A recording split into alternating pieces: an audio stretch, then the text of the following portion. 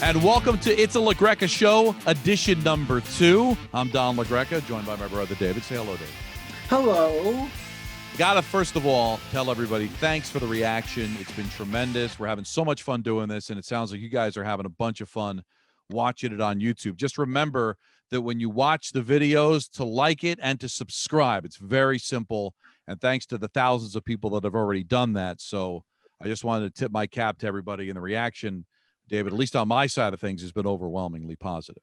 Yeah, I mean, it seemed like the Die Hard show people liked, the interview with Eddie Trunk. And speaking of Eddie Trunk, I think a lot of people that like listening to Eddie Trunk is going to like our topic today. Yeah, I think so. I had a top 5 on the Michael K show, which you obviously can hear 398.7 ESPN New York, in New York, Monday through Friday. I did a top 5 frontmen in rock and roll, and it got like a tremendous reaction.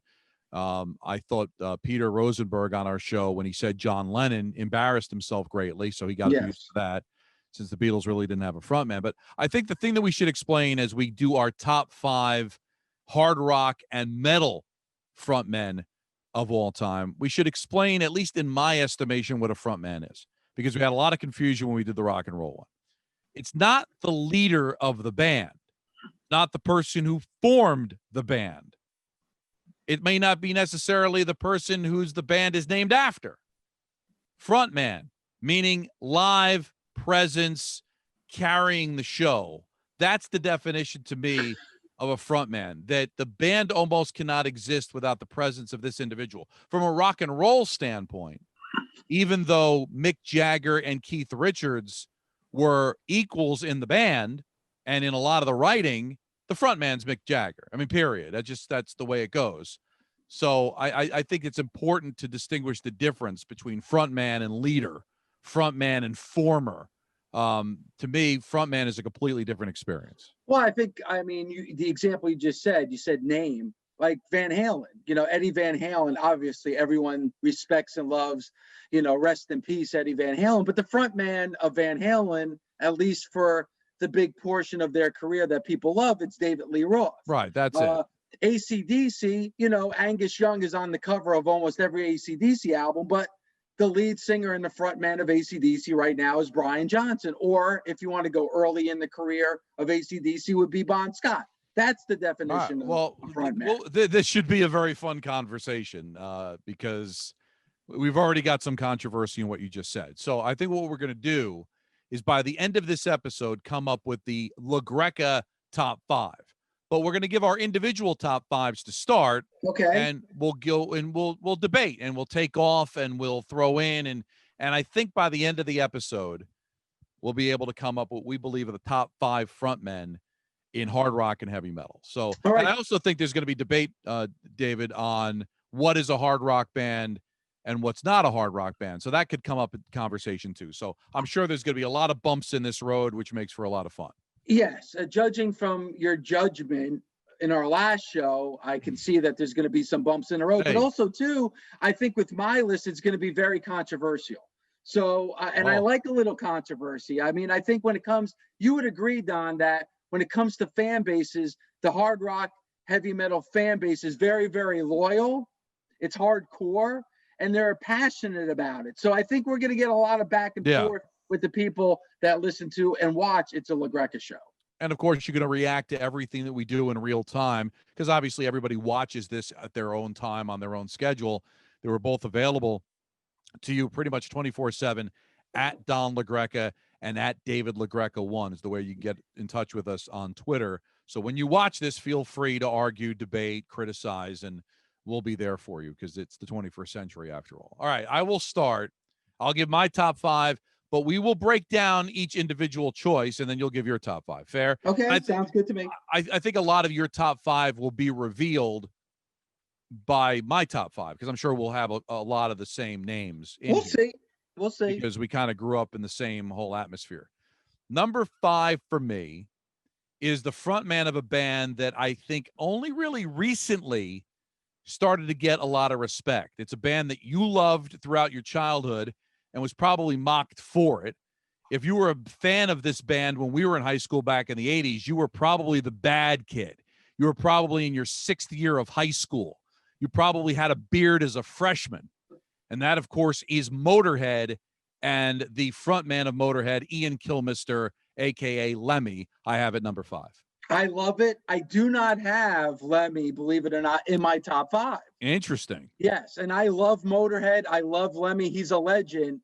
But when I think of his live presence, and he was a great frontman, I can't put him in my top 5. Well, the reason is, you're right. He's not stage diving, okay? He's not going crazy, but just having the microphone up like this, like no one else, with his head up in the air. You know, ace of spades, the ace of spades. Tell me he wasn't like a captivating presence. And I was fortunate enough, and so were you, to see him live.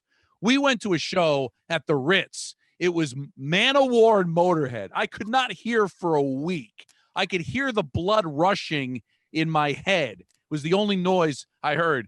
And when Motorhead was done, they turned the amps up to 10 and walked off the stage. It was one of the great shows of all time.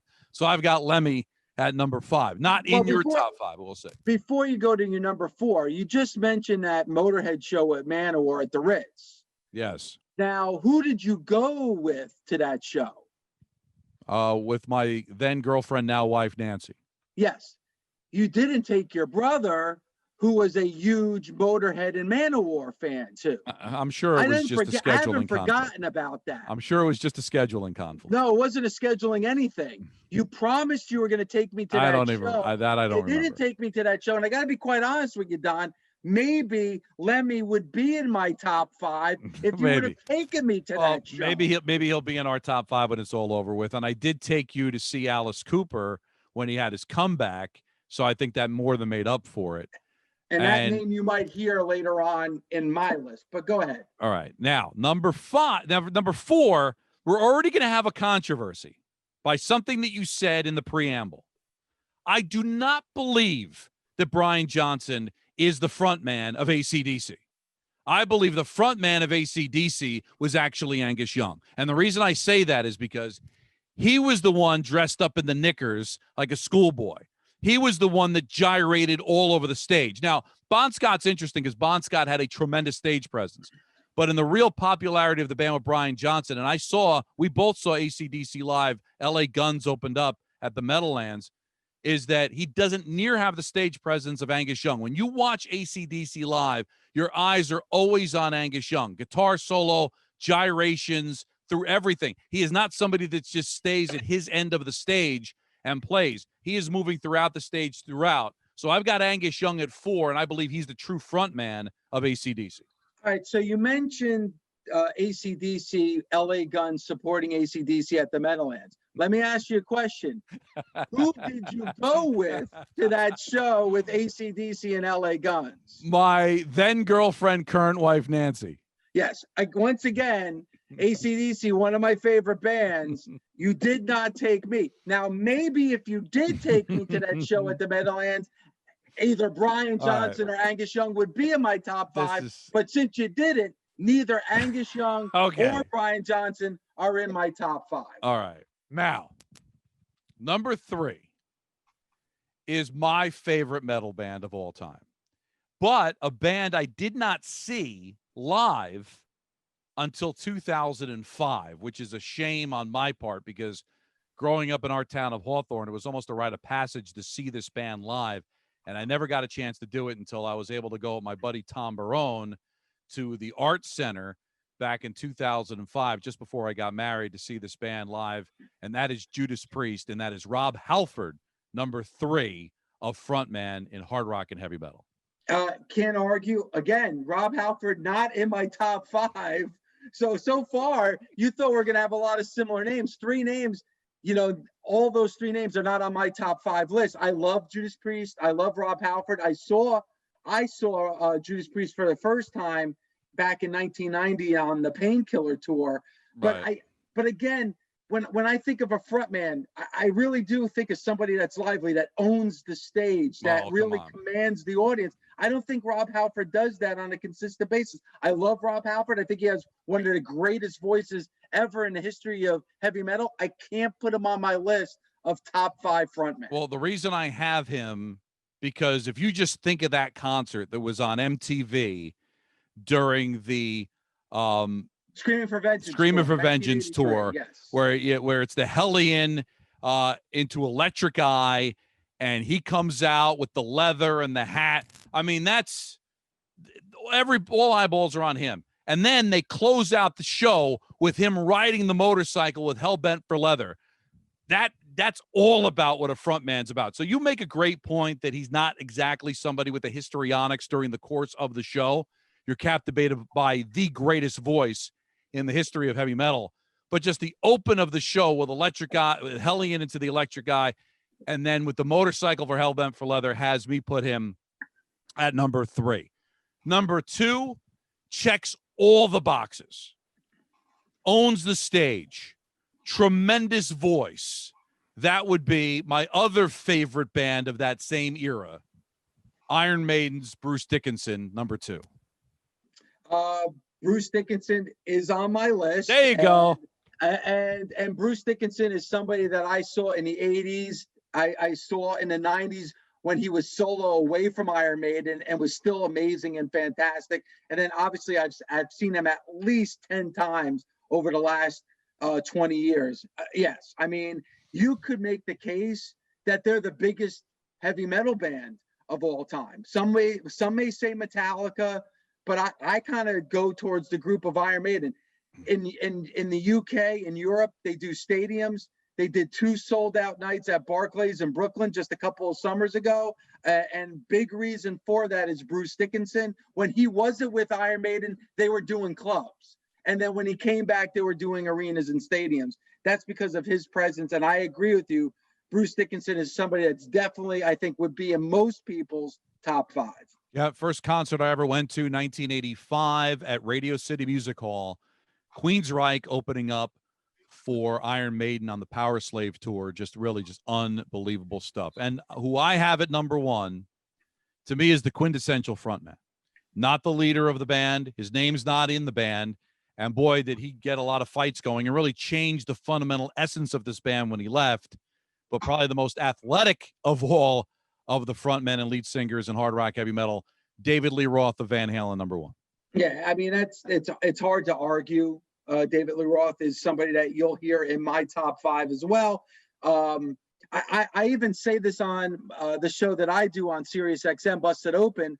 A big reason why I'm a pro wrestling fan, the first wrestler I ever saw was Tommy Wildfire Rich on Georgia Championship Wrestling, and he looked like David Lee Roth. And that kind of attracted me to pro wrestling. So I can definitely understand you having David Lee Roth on your list. All right. So that's my top 5. Already some holes as far as David is concerned. So Dave, why don't you take it up? Number 5 on your list. All right. Number 5 is going to be very controversial. Now, okay, a lot of people are going to say that I'm saying this name because of what I do in the day and what my full-time career is. A lot of people are going to say I'm saying this name because I'm kissing a little butt, but it's not. I have actually seen this frontman and his band at least a dozen times. And he is somebody who commands the stage, somebody who's extremely athletic, runs all over the place, stage dives, and they actually, even recently, within the last couple of years, have had a top 10 single when it comes to mainstream rock. And it's the frontman of Fozzy and Chris Jericho. If you haven't seen Fozzy and you haven't seen Chris Jericho, then you can't really argue my placement in the top 5. There has never been a frontman that I have ever seen as being as athletic as he is, taking the presence that he has on stage, and honestly, just great songs. So at number 5, I have the frontman of Fozzy, Chris Jericho. All right. You make some excellent points as far as all the things that he brings to the table. You are kissing a little butt, and I get it because it's what you do for a living. I just don't know, and the last thing I need is Chris Jericho on my back, okay? Come on, is that a historically great band that belongs on a list like this? But I think too that he carries the band on. First of all, they're an incredible band. The Duke is the guitar player. He's amazing on guitar, and they're underrated. And honestly, when he goes to the ring, and a lot of people that watch pro wrestling and watch Chris Jericho, they sing. First of all, he goes to the ring with an entrance song that he sang, and then 15,000 people sing the song along with him. I'm sorry. I know I'm going to get a lot of flack from this. I know people are going to kill me on this. At number 5, Chris Jericho. All right. Would you at least admit when we come up with our top 5 that he is not going to be on the list? He's on my top 5. I know, but when we come up with the actual 5 that we agree upon, he is not going to be on the list. Probably not. All right, so we accept he's that. He's on my top 5. All right. Listen, it's your top 5. You own it. All right. Now, go ahead. Number 4, somebody that you had on your list, somebody that was one of the last concerts I saw before the pandemic, and that's Bruce Dickinson, the lead singer of Iron Maiden. I saw Iron Maiden back in the day before he left the band. And then I even saw them with Blaze Bayley. And you talk about a completely different band. Right. They were, because they really lost the presence of Bruce Dickinson. He came back with one of my favorite albums, Brave New World. And that tour was absolutely phenomenal. And like I said, I just saw them recently. It's hard. If you're a metal fan and a fan of hard rock, it's hard not to put Bruce Dickinson on that list. And the guy still has it. No, he does. And the cardio, too. He's not somebody that just walks back and forth on stage. No disrespect to an Ozzy Osbourne, but the guy can barely make it through the show. Bruce Dickinson is running and jumping while singing during that show. Everything is live. There's nothing taped. Everything is pure vocals. Bruce Dickinson hits every note. Bruce Dickinson at number 4. And the fact that he's been able to have, despite Iron Maiden's success, to be able to break out and have some great albums as a solo act, Tattooed Millionaire, Accident at Birth. I mean, so he could definitely carry things even without Iron Maiden's support. So I wholeheartedly obviously agree. I had him on my list at number 2. So now we go to number 3 for Dave. Now, number 3, this is going to be another controversial pick because some people don't think he is the front man of the band, but he is clearly the front man of the band. And it doesn't matter if it was the 70s, 80s, the 90s, or even now. They're on their farewell tour when the world opens back up again, and that is Paul Stanley of Kiss. He is the one that talks between all the songs. He really holds that crowd together. He divides the crowd in half when he's talking about which side is loudest, which is he's been doing since the 80s. It's absolutely phenomenal.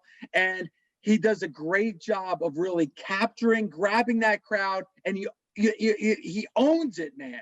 And Paul Stanley, and again, I think he's underrated as a frontman. A lot of people don't bring him up, but the way he connects with the crowd, talks to the crowd, Paul Stanley at number 3. It's great because you have somebody that can easily gobble up the stage in Gene Simmons, and certainly with the blood and the fire and all that. But even all that said, he is clearly the front man, clearly captivates a crowd.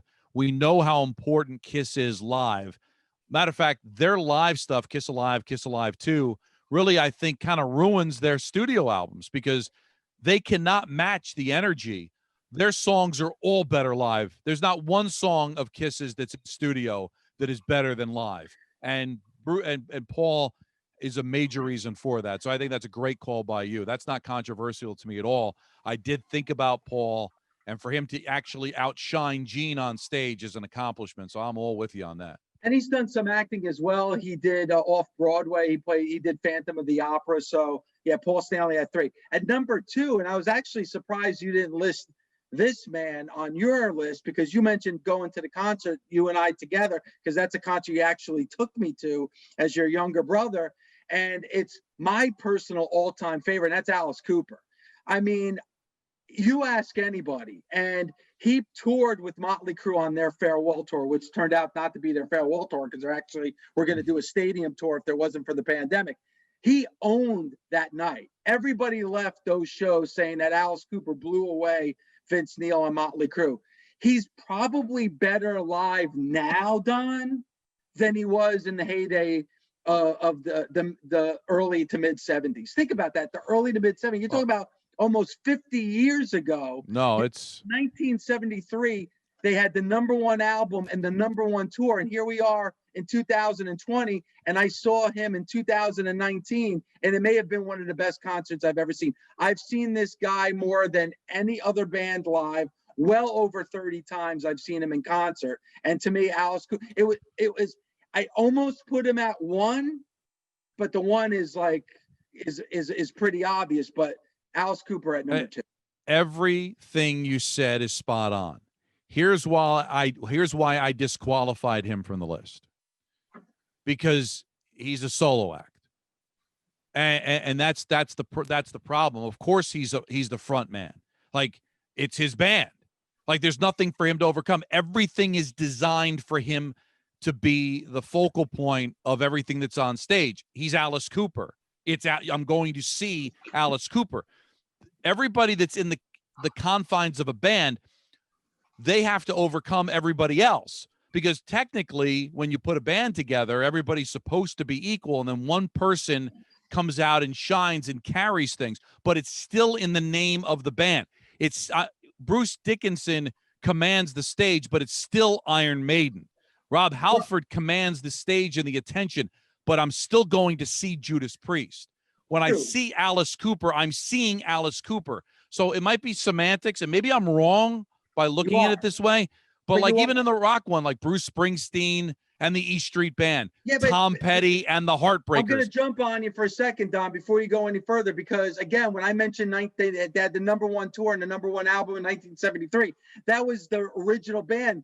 They were a band. I know they were. Like, and then now I know he's a solo act. But again, if you watch them, Nita Strauss, guitar player, an amazing lead guitar player. When she's doing her solos, when she's playing, she owns the stage. When, whether it's, Glenn Sobel on drums, everybody has their moment. I understand what you're saying, but when you look at the way he performs at his age, in his 70s now, and his voice still holds up, and he still has all the cardio and the energy on stage, and what he's able to do as theatrical, what he does on stage, he's a front man. No, I know he's a front man, but you're a front man of being the man.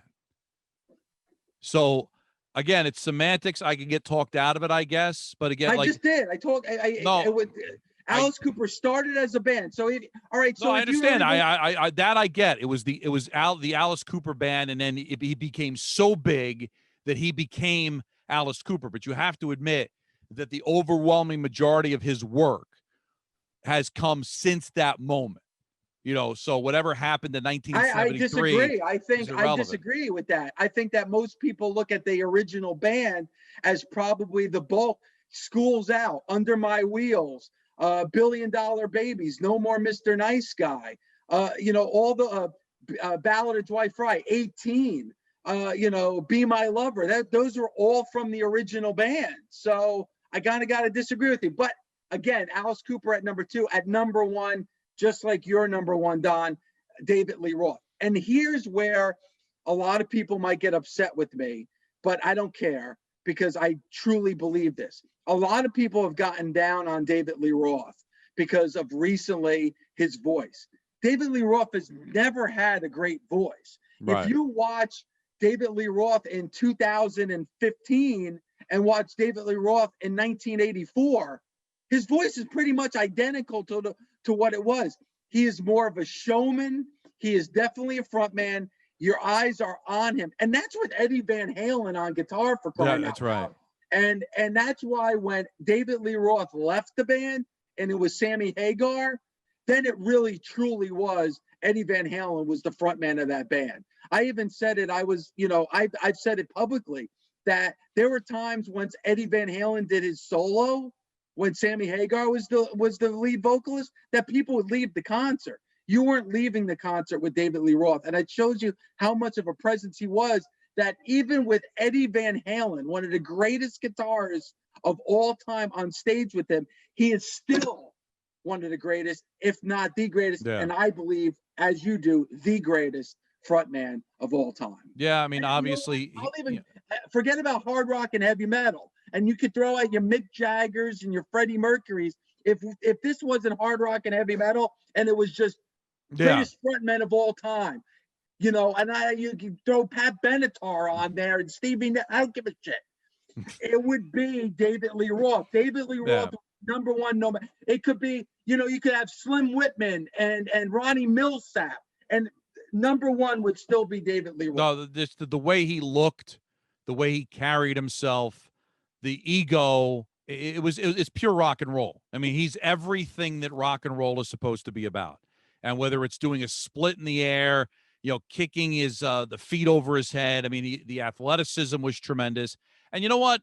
Maybe he didn't have the greatest voice, but there was power behind that voice that I think was a driving force in that band. And you're right. I mean, Eddie Van Halen was maybe one of the greatest guitar players, if not the greatest guitar players of all time. And a lot of the music, if not all the music, was driven by that aspect. But live, and they were the one band, let's face it, Dave, in the early days of MTV, if a band put a video out that was a live show, it was a mail-in. They didn't want to do a video. They couldn't afford to do a video. So they would just throw a live performance up there, except when it was Van Halen, because that was when it was the best. I don't want to see a video of Unchained. I want to see the live performance. But they even had some of the greatest videos of all time. What David Lee Roth was, and I know we got to do our ultimate playlist, but what David Lee Roth was he was PDFM. He was PDFM, probably the original PDFM. Do you know what PDFM stands for, Don? I don't remember. It's panty dropping frontman. He was the quintessential panty dropping frontman. He's quintessential rock and roll. Yes. If you were going to do a movie about a band that didn't really exist in that kind of genre of music, you would want the lead singer to be David Lee Roth. Now, was he out of his mind? Sure. Did he break up the band? Absolutely. But you bring up a great point too, and we could do a whole show on this. How Van Halen with David Lee Roth can be hard rock, and how Sammy Hagar solo could be hard rock. But when Sammy Hagar joins Van Halen, they become a pop band, and when David Lee Roth goes solo, they become a pop band. Like, how does that happen? I will never know. How you could have Steve Vai as your guitar player and still it be like Vegas music. It just drives me crazy. Well, we could talk about that. Are you ready to do the ultimate LaGreca frontman playlist? Well, clearly number one, since we both agree and had it number one on our list, that David Lee Roth is definitely number one. All right. You want to go one first instead of go at five? All right. You're right. We got to put one. Well, I'm just saying that you're kind of you're kind of like, we both had the same 1 and 2. So all right, so we put David Lee Roth 1 and 3. Bruce Dickinson 2. Yes, that has to be it. 3. No, Chris Jericho is not going to be on this list. I'm sorry. Okay, so David Lee Roth 1, Bruce Dickinson 2. Right, are you putting Alice Cooper on there? You're not putting Alice. You're not even going to. Alice Cooper was my number 2. You're not even going to give me Alice Cooper at 5. But again, you could tell me. Would you at least admit to me that what you're talking about, basically your whole life of watching when he came back and that we went to the Ritz to see him perform, where there were people in front of us who saying, now I can die because I just saw Alice Cooper come back, that the bulk of his fame is him as a solo artist. I mean, no, you didn't listen. I listened to everything that you said earlier, and I said, no, give me Alice Cooper at 5, at least at 5. All right. Or do you want to just put your list as no. Listen, you got to give me something. There's got to be some give and take. All right, so Alice Cooper at 5. I just think it's easy to be the front man. Like that to be like having a. Give me all right. So who are we putting at 3 and 4? How are we finishing this list? You gonna give me Paul Stanley at 4? Paul Stanley at 3. You gotta give me Paul Stanley.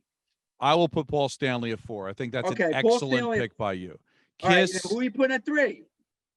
I guess I will put. I tell you what, I will put Alice Cooper at 3. Paul Stanley at 4. Okay, and then who are you putting at 5? Well, 5. Well, here are the candidates. No offense to Chris Jericho. All right. Mm-hmm. Here are some of the candidates. I had Lemmy. You had because we didn't. There was somebody else.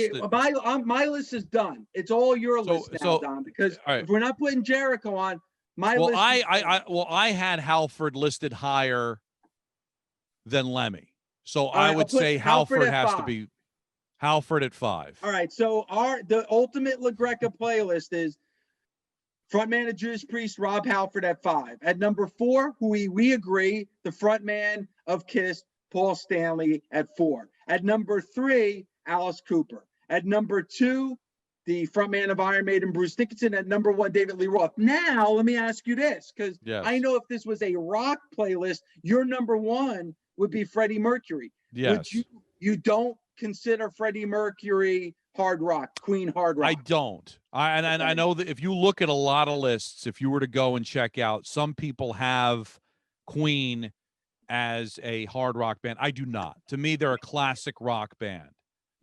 You know, I don't. There are hard rock aspects. I mean, clearly there are songs that you could say are on the hard rock genre type thing, but for the most part, My Best Friend, We Are the Champions, another one, Bites the Dust. Those are not hard rock songs to me. All right. So the quintessential LaGreca list,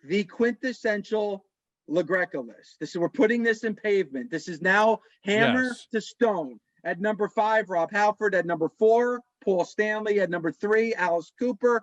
Though he should be higher, but I'll give it to you. Number 2, Bruce Dickinson. And at number 1, David Lee Roth. Yes. Okay. That is the LaGreca quintessential top 5 frontmen of all time. Now, I did tweet this out earlier. Just a couple of other names, if you want to throw it out there. Throw it out. And none of these will change. Throw it out. I mean, throw it out.